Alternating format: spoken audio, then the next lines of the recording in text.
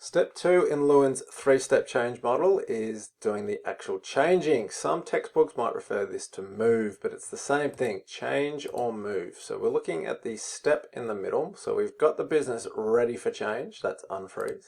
And now we've actually got the ice block is melted, we've actually got to change the shape of it into the form that you want.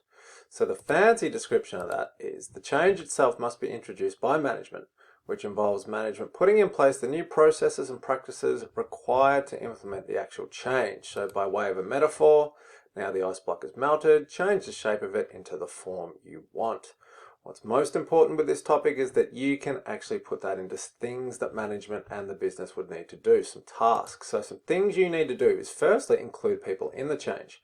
Get their feedback, input and ideas on what needs to change and how to change it. That way you get more acceptance. That's one of our low risk strategies to overcome change is empowerment. Get people involved.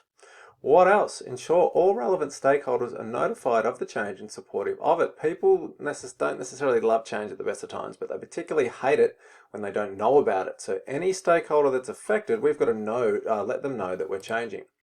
We've got to devote resources to it. It's no good just wanting to change and then not giving people the time, the money, the equipment that they need to change. So the people in the business must have what they need to change.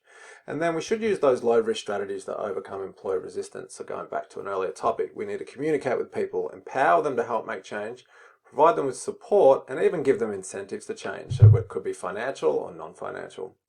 And lastly, we need to remove any obstacles that will prevent change from occurring. Lewin calls those restraining forces from the force field theory. One of the easiest ways to get people to give up on change is when there's something in the way from stopping them. So whatever that is, we need to get rid of it or reduce its impact so it doesn't prevent people from changing.